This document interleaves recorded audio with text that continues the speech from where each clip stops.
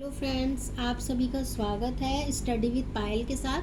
तो आज हम यहाँ पर एक न्यू सीरीज़ स्टार्ट करेंगे क्लास 11th के लिए, जो कि हमारी जर्नल एंट्री होगी, जहाँ से हमारा जो सारी चीज़ें होती है वो स्टार्ट होती है। तो आज हम यहाँ पर जर्नल होती क्या है इसके बारे में समझेंगे और इसके नेक्स्ट वीडियो से हम इसके न्यूमेरिकल्स करने स्टार्ट करेंगे।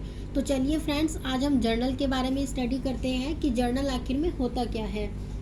तो सबसे पहले जब हम जर्नल की बात करते हैं तो जो हमारी जर्नल होती है, जर्नल की मीनिंग पढ़ते हैं सबसे पहले। तो journal is the basic book of original entry all the transactions all the transactions are first of all recorded in this book in the chronological order। ठीक है, और इसे हम डेट वाइज भी बोल सकते हैं। और date wise with the help of vouchers supported by the source document.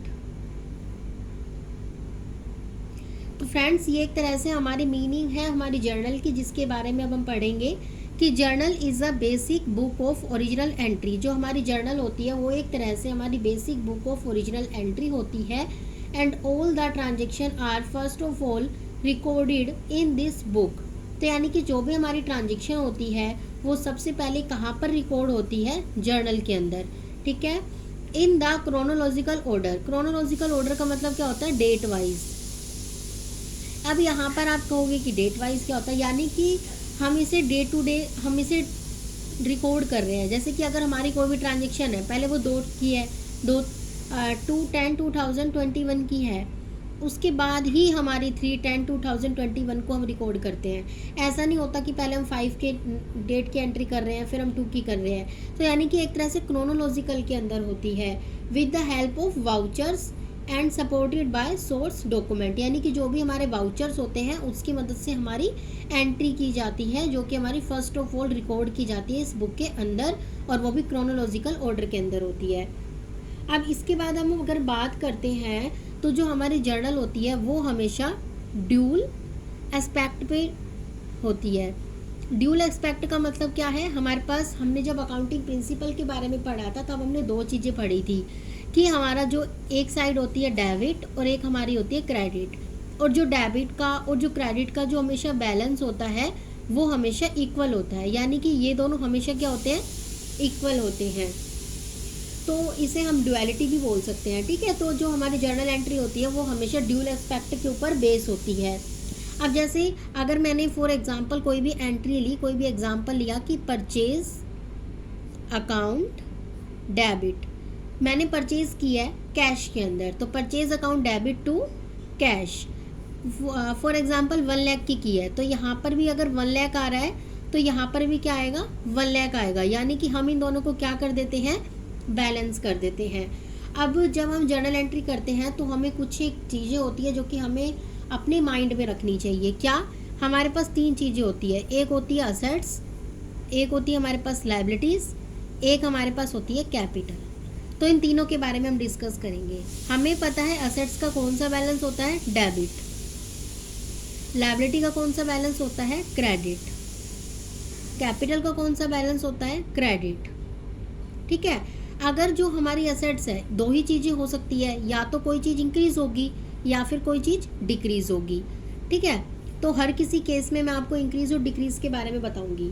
अगर असेट्स इंक्रीज होती है तो इसका बैलेंस डेबिट ही रहता है, और अगर असेट्स डिक्लाइन होती है, कम होती है, जैसे कि अब हमने परचेज किया था तो हमारा कैश जा रहा था, तो कैश क्या हो रहा था, कम।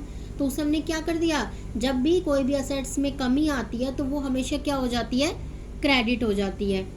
इसी तरह से लायबिलिटी का बैलेंस क्रेडिट होता है, अगर वो इंक्रीज होती है तो क्रेडिट ही रहती है, और अगर वो डिक्रीज हो जाती है तो वो डेबिट हो जाती है। अभी मैं इसके एग्जाम्पल भी आपको बताऊंगी। और इसके अलावा कैपिटल का क्रेडिट बैलेंस होता है, अगर वो इंक्रीज हो रही होती है तो वो क्रेडिट ही हो जाती है, और अगर वो डिक्लाइन होने लगती है तो वो हमारी डेबिट हो जाती है। ठीक है फ्रेंड्स। अब अगर मैं आपसे बात करती हूँ कि मैंने कैश में सेल किया है, फॉर एग्जांपल मैंने 2 लाख रुपीस की सेल की है। अगर मैंने 2 लाख रुपीस की सेल की है तो मेरी एंट्री क्या होगी, cash account debit to sales. कितने रुपीस की, 2 लाख। ठीक है। तो यहाँ पर अब हमारे पास बात क्या आती है कि अब देखो मेरे पास सेल करने से क्या हो रहा है, पैसे आ रहे हैं, कैश बढ़ रहा है। कैश मतलब हमारी असेट्स। ठीक है। जब हमने, आप इसके बारे में आगे पढ़ लीजिए कि मैंने अपनी प्रीवियस वीडियो के अंदर बताया हुआ है कि असेट्स क्या होती है, लायबिलिटी क्या होती है, इनके टाइप्स क्या होते हैं, ताकि आपको और अच्छे से बेटर क्लियर हो जाए कि हमारी असेट्स कौन सी होती है, करंट असेट्स कौन सी होती है, नॉन करंट कौन सी होती है, लायबिलिटी क्या होती है, लायबिलिटी के कितने टाइप्स होते हैं, करंट लायबिलिटी क्या होती है, नॉन करंट लायबिलिटी क्या होती है। तो फ्रेंड्स अब हमने पढ़ा कि हमारा कैश इंक्रीज हुआ, तो अगर मैंने आपको बताया था कि जब भी कैश इंक्रीज होगा तो वो क्या होगा, हमेशा डेबिट, और हमारी क्या हो रही है, टू सेल की वजह से। ठीक है फ्रेंड्स।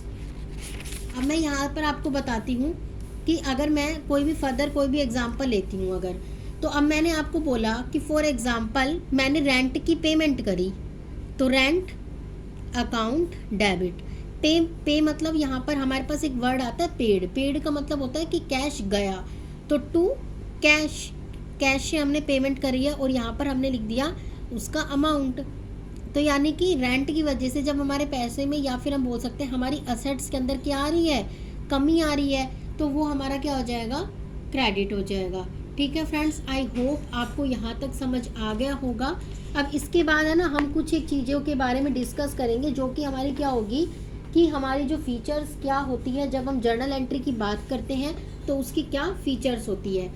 तो फ्रेंड अब हम उसकी फीचर्स के बारे में पढ़ेंगे। तो सबसे पहले हमें कहता है कि फीचर्स ऑफ जर्नल, की जो जर्नल होती है उसकी हमारी फीचर्स क्या होती है।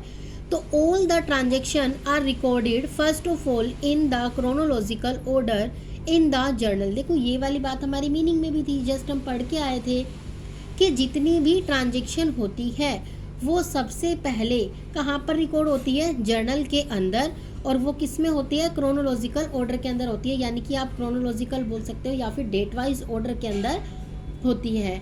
और इसे जो हमारी जर्नल एंट्री होती है, इसे हम जो फर्दर नेम से बुला सकते हैं वो होता है बुक ऑफ ओरिजिनल एंट्री या फिर book of prime entry. Prime मतलब ही क्या होता है, पहले। ठीक है फ्रेंड्स, तो ये हो गया।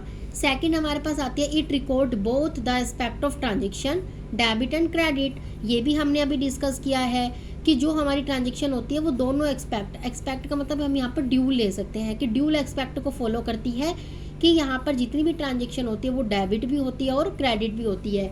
जैसा कि अभी हमने इसमें देखा है कि rent account debit to cash की जो चीज़ है वो डेबिट भी हो रही है और क्रेडिट भी हो रही है सेम टाइम पे। उसके बाद आता है all the transaction of the business entity are recorded in the journal on daily basis. यानी कि अगर हम भी कोई भी सामान को सेल कर रहे हैं या परचेज कर रहे हैं तो वो हमारा डेली बेसिस पर होता है, वही ट्रांजेक्शन हम इसके अंदर रिकॉर्ड करते हैं। इसके अलावा अगर हम बात करते हैं तो each journal entry is accompanies with brief explanation of the transaction called narration. इसके बारे में जब मैं आपको क्वेश्चन कराऊंगी, जब बताऊंगी कि जितने भी हम जर्नल एंट्री करते हैं तो उसके अंदर क्या होता है कि जो भी हम एंट्री करते हैं उसके साथ साथ एक नरेशन भी होती है जो कि उसे ट्रांजेक्शन के बारे में हमें बताती है। इसके अलावा कहता है if a transaction of debit aspect involve 2 और more credit aspect of equivalent amount can also be journalize with a single journal entry. यानी कि कई बार क्या होता है कि हमारी डेबिट साइड 2 अमाउंट आ जाते हैं या फिर क्रेडिट साइड। जैसे कि अगर मैंने बोला कि मुझे कैश रिसीव हुआ मोहन से, तो मोहन से कैश रिसीव हुआ तो मैंने बोल दिया cash account debit, discount account debit, to Mohan. अब मुझे मोहन से लेने थे 15,000 रुपीज़ और उसने मुझे कैश दिया 14,500 रुपीज़।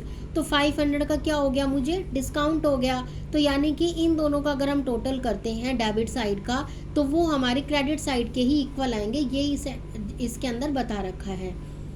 इसके अलावा आता है since a journal entry has debited and credited aspect with equivalent amount so they easily posted in to laser.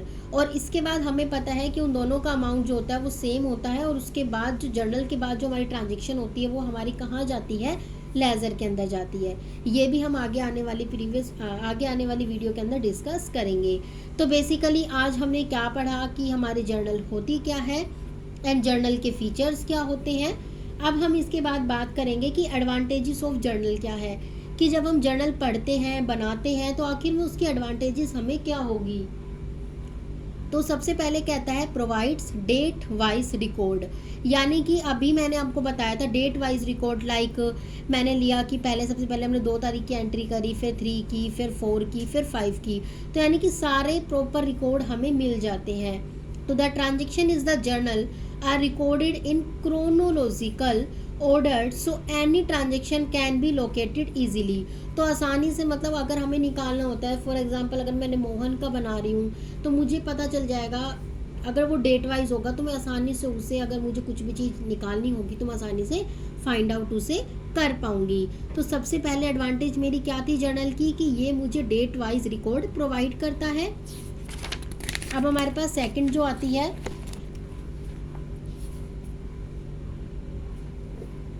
जो सेकंड आती है वो हमारे पास क्या होती है, वो हमें कहती है कि reduce possibility of committing error.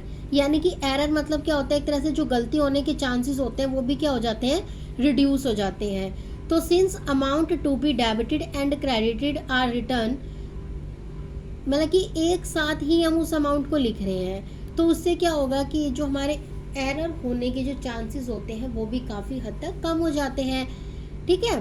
उस पर आता है provide complete detail of transaction. जब हम कोई भी ट्रांजेक्शन लिखते हैं, जब हम ट्रांजेक्शन की एंट्री करते हैं, जैसे कि हमने यहाँ पर एक ट्रांजेक्शन की एंट्री करी थी, क्या कि rent account debit to cash, तो हम इसकी नरेशन करेंगे ताकि हम इसको अच्छी तरह से बता पाए। तो हम क्या बोलेंगे कि रेंट पेड इन कैश, यानी कि उस एक नरेशन ने इस एंट्री के बारे में क्या कर दिया, ब्रीफली हमें बता दिया। तो वही होता है। इसके अलावा हमें कहता है कि facilitate ledger posting of transaction. सबसे पहले हमें पता है कि जो भी हम ट्रांजेक्शन करते हैं फिर हमें उसे लेज़र में पोस्ट करना होता है। तो जब हम उसे लेज़र के अंदर पोस्ट करेंगे तो वहाँ पर पोस्टिंग करने में भी हमें ईजीएस्ट होगी। तो since journal record every transaction in the form of debit and credit so they can be easily posted into ledger without committing any mistake. यानी कि बिना किसी गलती के हम आसानी से क्या चीज़ हमें डेबिट करनी है लेज़र में, क्या चीज़ हमें क्रेडिट करनी है, वो भी हम आसानी से कर पाएंगे। नेक्स्ट कहता है cross checking of ledger account. तो journal facilitate cross checking of ledger account in case of disagreement of trial balance. It also facilitate audit clerk to check the ledger account from this journal.